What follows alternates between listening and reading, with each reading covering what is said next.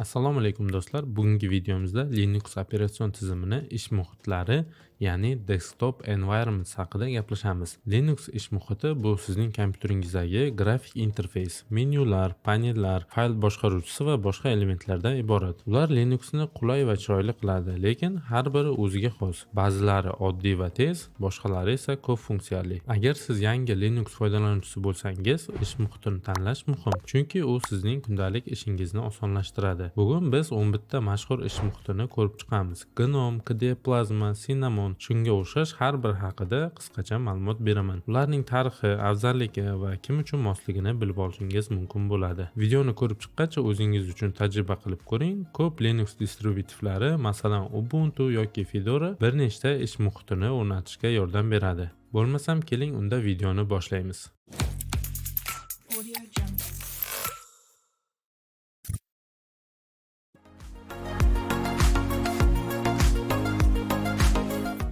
GNOME bu Linux'dagi eng mashhur ish muhitlaridan biri. Ubuntu va Fedora kabi distributivlarda standart bo'lib keladi. U 2011-yilda chiqarilgan GNOME 3 versiyasidan beri zamonaviy va oddiy dizaynga ega. Asosiy xususiyati minimalizm. Ekran yuqoridagi panel va Activities menyusi orqali boshqariladi. Siz qidiruv orqali dasturlarni topasiz, imo-ishoralar ya'ni jestlar bilan oynalarni harakatlantirishingiz mumkin bo'ladi. GNOME GTK asosida qurilgan, ya'ni grafik elementlari tez va bir xil ko'rinishda. Standart dasturlari Nautilus File Manager, GNOME Console terminali, Loop rasm ko'ruvchisi va GNOME kalkulyatordan iborat. U Wayland protokolini yaxshi qo'llab-quvvatlaydi. Bu esa grafikani silliq qilib beradi. Afzalliklariga keladigan bo'lsak, yangi foydalanuvchilar uchun oddiy va sensorli ekranlar uchun juda ham mos. Kengaytmalar, ya'ni extensionlar orqali o'zingizga moslashtirib olsangiz bo'ladi. Kamchiliklariga keladigan bo'lsak, ba'zilar uchun juda ham oddiy ko'rinishi mumkin. Kengaytmalarni yangilanishda esa sistemani buzib qo'yishi mumkin yoki ishlamay qolishi mumkin. Bu kim uchun mos keladi desangiz, bu macOS yoki mobil interfeysni yoqtirganlar uchun juda ham ideal ko'rinadi. Misol uchun Fedora GNOMEni ishlatib ko'rishingizni maslahat beraman.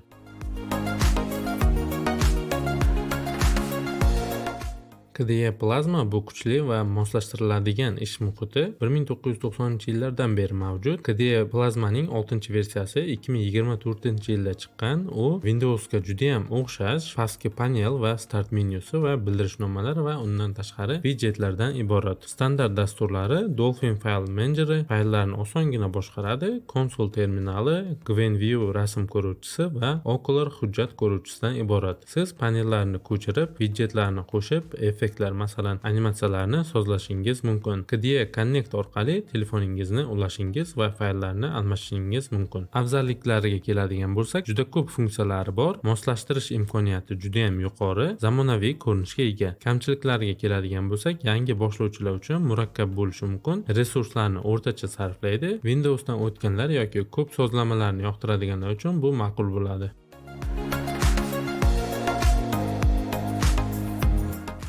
Cinnamon Linux Mint distributivning standart ish muhiti. GNOME 3 asosida 2011-yilda yaratilgan. U an'anaviy dizaynga ega, pastki panel va start menyusidan iborat. Windowsga juda o'xshash. Standart dasturlari Nemo File Manager, GNOME terminal va Xset matn muharriridan iborat. Appletlar, ya'ni kichik widjetlar qo'shish mumkin bo'ladi. U yengil va tez ishlaydi. Eski kompyuterlar uchun juda ham mos hisoblanadi. Afzalliklariga keladigan bo'lsak, oddiy va ishonchli, Windows foydalanuvchilari uchun osongina o'rganish mumkin. Moslashtirish ham, ya'ni o'zingizga moslashtirib olish imkoniyati ham juda ham yuqori. Kamchiliklari esa zamonaviy effektlar biroz kamroq ko'rinadi. Kim uchun mos keladi desangiz, yangi boshlovchilar va Windowsdan o'tgan foydalanuvchilar uchun juda ham mos keladi.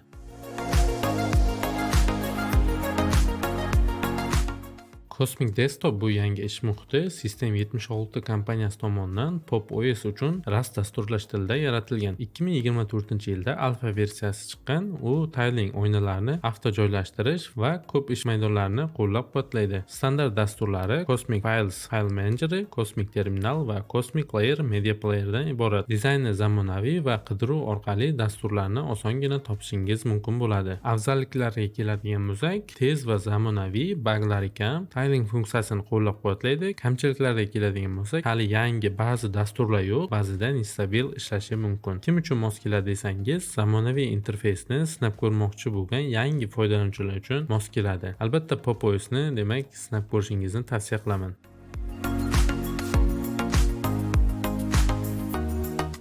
Deepin bu Xitoyning Deepin OS distributividagi ish muhiti. 2014-yilda chiqqan. U chiroyli dizaynga ega, shaffof effektlar, macOSga o'xshagan dock paneldan iborat. Standart dasturlari Deepin File Manager, Deepin Terminal, Deepin Image Viewer va Deepin Movie. U Qt va JTK asosida qurilgan. Afzalliklariga keladigan bo'lsak, juda chiroyli va moslashtirish imkoniyati juda ham yuqori. Har xil ranglar va temalar mavjud. Kamchiliklari esa resurslarni biroz ko'proq sarflaydi, funksiyalari esa unchalik ko'p emas. Kim uchun mos keladi desangiz, interfeys dizaynini qadrlaydigan foydalanuvchilar uchun mos keladi.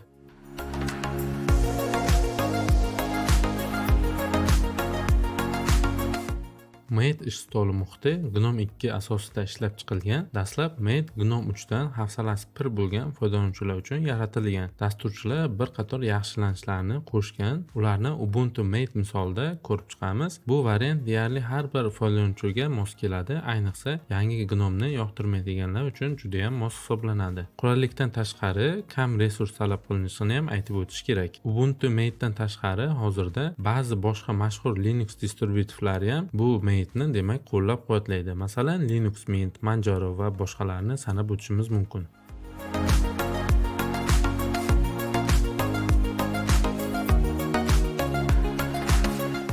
XFCE bu juda ham yengil grafik interfeyslardan biri. Demak, xohlagan kompyuteringizga o'rnatib ishlatishingiz mumkin bo'ladi. Interfeysni sinab ko'rmoqchi bo'lsangiz, juda ham mashhur distributivlarning hammasi albatta XFCE ni qo'llab-quvvatlaydi.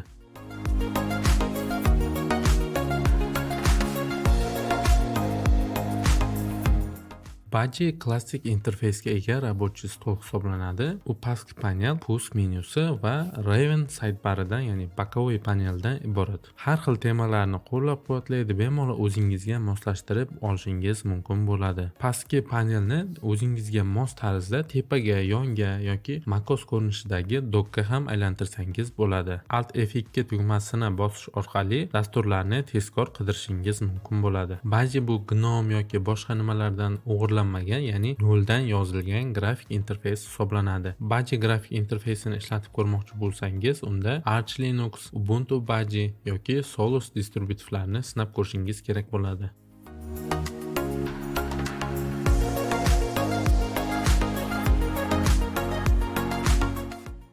Pantheon robot stoli Elementar OS uchun ishlab chiqilgan. Uning ustuvor jihatlari o'zlashtirish osonligi va go'zalligidadir. Elementary OSning yaratuvchilari to'g'ridan-to'g'ri macOSga taqlid qilishadi. Pantheon grafik muhiti haqiqatan ham Macga juda ham o'xshab ketadi, lekin farqli tomonlari ham bor. Birinchidan, oynani boshqarish tugmalari boshqacha joylashgan. Ikkinchidan, ishlab chiqaruvchilar global menyudan voz kechib, yuqori panelni shaffof qilishgan. Pantheonni o'rganish oson, undagi sozlamalar juda ham kam. U uchun maxsus yaratilgan Plank dock paneli esa chiroyli va ko'p xotirani talab qilmaydi.